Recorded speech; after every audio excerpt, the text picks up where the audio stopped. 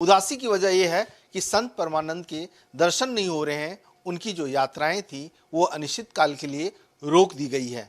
वजह कुछ और नहीं बल्कि वजह है किडनी की बीमारी।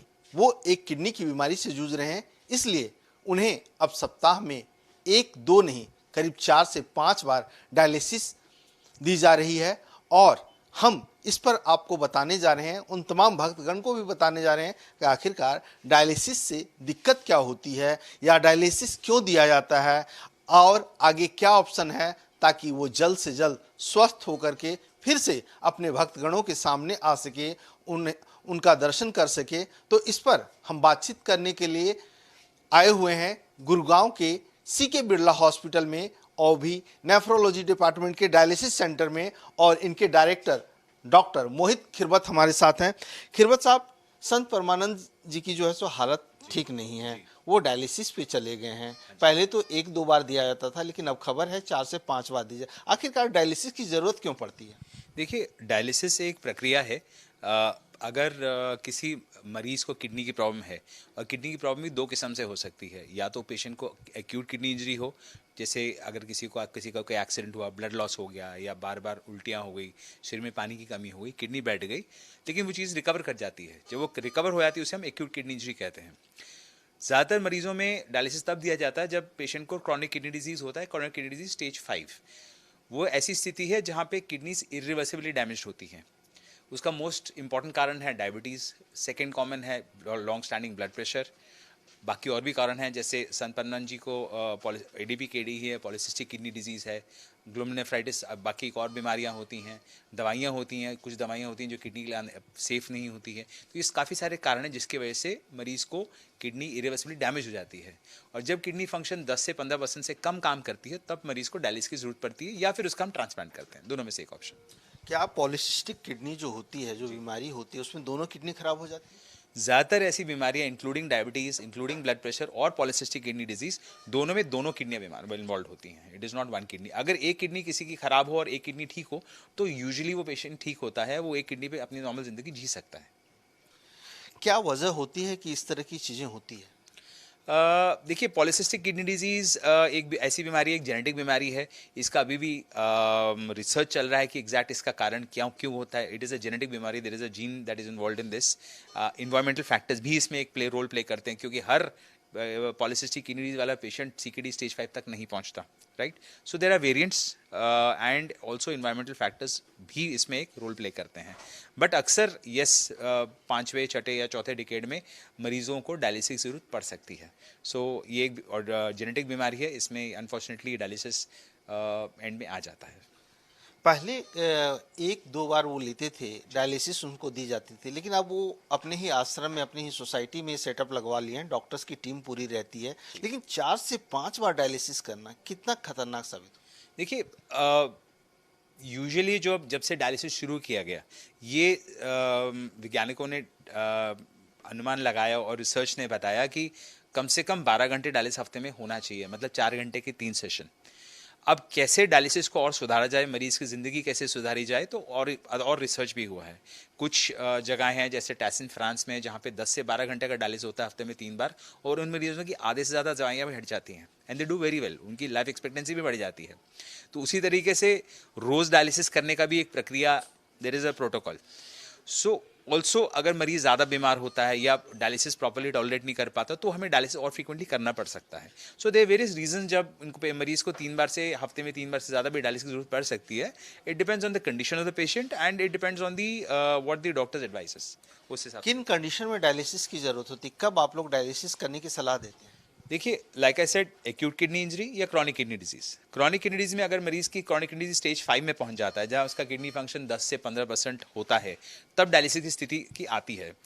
अब like I said, this is a form of renal replacement therapy. या तो मरीज ट्रांसप्लांट कराएगा या फिर डायलिसिस होगा। डायलिसिस 2 किस्म का होता है, या तो मशीन बेस्ड डायलिसिस जिसे हम हीमोडायलिसिस कहते हैं, या पेरिटोनल डायलिसिस जिसे हम पानी वाला डायलिसिस या पेरिटोनल डायलिसिस या सीएपीडी कहते हैं। यूजुअली पेशेंट्स जो ट्रांसप्लांट नहीं करा पाते, majority of patients go in for haemodialysis. आजकल एक नया सिस्टम जैसे होम हीमोडायलिसिस वो भी आ गया है, जैसे महाराज जी ने अपने आश्रम में लगवा लिया है, तो वो एक सिस्टम भी आ गया है जहाँ मशीन और पूरा आरओ सेटअप उनके घर पे लग जाता है या उनके आश्रम में लग जाता है, और जो स्टाफ है वहाँ उनके घर जाके डायलिसिस करके आता है। क्योंकि मैं देख रहा हूँ कि यहाँ भी एक पेशेंट है और आपके पीछे ये डायलिसिस का प्रोसेस चल रहा है। जी। इसके बारे में बताएंगे, ये कौन सी मशीन है और किस तरह से डायलिसिस होता है? सो ये आई थिंक सबसे कॉमनली यूज मशीन है all over the world. This is a Fresenius 4008S model, और इसमें एक ब्लड पंप होता है, ये फिल्टर है जिसमें एक्चुअल एक्सचेंज ऑफ सोल्यूट्स जिसे हम कहते हैं between the blood and the dialysis fluid. मरीज का खून मशीन से इस पंप के जरिए इस फिल्टर में जाता है, साफ होके वापस मरीज के पास जाता है। ये प्रक्रिया करीब 4 घंटे चलता है। जो भी शरीर में मरीज के शरीर में गंदगी होती है वो उसे निकाल दी जाती है by the process of diffusion. आजकल कुछ नई मशीनें आ गई जिसे हम HDF कहते हैं, उसमें डिफ्यूजन और कन्वेक्शन दोनों चीज़ें यूज़ करती है, उसका क्लियरेंस और बेटर होता है, रिजल्ट्स भी obviously are better than that also. But this is the most commonly use machine that is there, that is 4008S Fresenius की। क्योंकि मैं यहाँ पर देख रहा हूँ कि ये एक राउंड ये पंप है। पंप है जी, और ब्लड पंप। बॉडी से जो है सो एक ब्लड जो है सो जिसको हम डेड ब्लड कह सकते हैं या अशुद्ध खून कह सकते हैं, सफाई वो बाहर आ रहा है और उसको साफ करते हुए दूसरे से फिर वो अंदर जा रहा है। करेक्ट, बिल्कुल यही हो रहा है। This is how it is, this is the blood pump. Veins, patient के मरीज के वेन्स से हम एक एवी फिस्टुला, एक वैस्कुलर एक्सेस क्रिएट कर देते हैं, चाहे वो कैथेटर हो या एवी फिस्टुला हो। हाई फ्लो ब्लड होता है 250-300 ml पर मिनट, वो ब्लड पंप के जरिए मरीज के शरीर से बाहर निकलता है, अल्टीमेटली फिल्टर में जाता है, प्यूरिफाई होता है और वापस मरीज के शरीर में वापस चले जाता है। So it is a cyclic process, ताकि कब मरीज का ब्लड प्रेशर और सारे वाइटल्स भी मेंटेन्ड हो।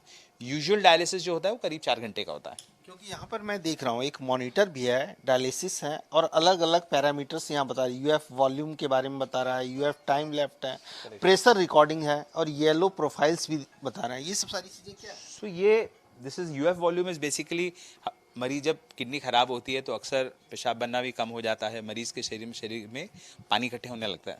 सो कितना हमने पानी निकालना है, क्योंकि अगर ज़्यादा बॉडी मरीज के पानी शरीर में पानी इकट्ठा हो जाए तो सांस भी फूल सकती है, लंग्स में पानी आ जाता है, राइट। सो उस सिचुएशन में we have to take out the extra water in the body. This is what is, अभी तक मरीज for example in this particular patient करीब 1514 ml पानी निकल चुका है। We may have targeted some particular target कि हमने 2 लीटर निकालना है, 2.5 लीटर निकला, उसमें से 1500 ml अप्रॉक्सीमेटली निकल चुका है। कितना टाइम बचा डायलिसिस का, अगर हमने 4 घंटे लगाया तो करीब पौने 2 घंटे, 1 hour 58 minutes are left. This is the rate at which the fluid is being removed. This is the total goal, जैसे मैं बता रहा था कि 3 लीटर के आसपास हमने टारगेट किया हुआ है। ब्लड फ्लो रेट, जो पंप का ब्लड फ्लो रेट है 249 है। क्यूमुलेटिव ब्लड वॉल्यूम कितना ऑलरेडी प्रोसेस हो गया है in this cycle is 31.5 litres. और प्लस ये बाकी चीज़ें प्रोफाइल्स हैं which we can modify depending on the patient's condition. साथ साथ मॉनिटर भी लगा हुआ है, ब्लड प्रेशर की बात हो, दिल की धड़कन की बात हो या ऑक्सीजन लेवल की बात हो, वो भी मॉनिटर करते रहते हैं। यस, वो हम अलग से रखते हैं, that is from the safety point of the patient. So if there is any problem, BP में कोई वेरिएशन हो या पल्स में वेरिएशन हो, तो क्विकली हम अकॉर्डिंगली प्रिवेंटिव मेजर्स या उसको करेक्टिव मेजर्स हम ले सकते हैं।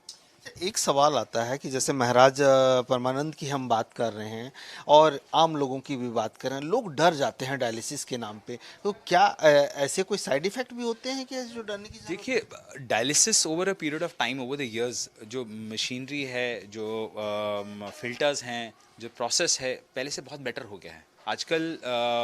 Usually dialysis is usually symptom free, फिर इसकी कॉम्प्लिकेशन तो किसी प्रोसेस में हो जाते हैं, लेकिन आउटकम्स आर फार बेटर जिन कंपेयर टू जैसे पहले होता था, पहले डायलिसिस होता था। अब तो आउटकम्स काफ़ी से पहले से काफ़ी बेटर हैं।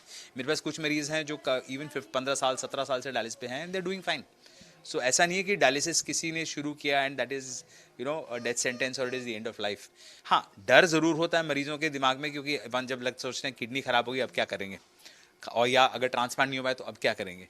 यस, इफ़ ऑब्वियसली ट्रांसप्लांट सब हमेशा एक बेस्ट ऑप्शन रहता है अगर आपके पास परिवार में एक डोनर है और एक सक्सेसफुल ट्रांसप्लांट हो जाता है। बट अगर नहीं भी हो पाता तो इवन डायलिसिस पे एक अच्छी लंबी ज़िंदगी जी जा सकती है। ऑफ कोर्स अगर आप प्रॉपर्ली उसको प्रॉपर्ली फॉलो करें और जो आपको शेड्यूल दिया गया उसको प्रॉपर्ली फॉलो करें तो yes, one can achieve a good life. बहुत सारे मरीज हैं जो नॉर्मल अपनी ज़िंदगी करते हैं, फॉलो करते हैं, काम भी करते हैं, they work in the morning, come late evening, और सुबह अर्ली मॉर्निंग डायलिसिस करके फिर दिन भर काम करते हैं। ऐसे बहुत सारे मरीज हैं हमारे पास। मतलब संत परमानंद महाराज जी की अभी लाइफ और अच्छी हो सकती है अगर हम दूसरे ऑप्शन की ओर जाएं तो? देखिए, I do not know the details of the case, so I will not comment on that. वो उनके जो ट्रीटिंग डॉक्टर्स बेस्ट बता पाएंगे। बट यस, अगर उनको डायलिसिस की ज़रूरत पहले से है मेरे ख्याल से, तो वेल डायलिसिस अगर से वो डेफिनेटली बेटर हो सकते हैं। अगर सिर्फ अब इतनी डायलिसिस फ्रीक्वेंसी बढ़ गई है 4 से 5 बार। उससे इतना फर्क नहीं पड़ता, उससे इतना फर्क नहीं पड़ता। इट मे बी क्योंकि डॉक्टर्स माइट बी वांटिंग कि शॉर्टर साइकिल्स, मोर फ्रीक्वेंट, उससे बेटर क्लियरेंस होगा। ओवरऑल जितना यूरिक एसिड आप कम रखोगे, किडनी के जो ये जो सल्यूट्स हैं जिनको हमें निकालना है, उतना मरीज़ बेटर रहता है। सो ऐसा नहीं है कि हमने अगर हफ्ते में 4 या 5 बार डायलिसिस कर रहे हो इट मीन्स कि मरीज़ खराब की हालत ख़राब हो रही है। इट इज़ नॉट नेसेसरी, ऐसी कोई बात नहीं है।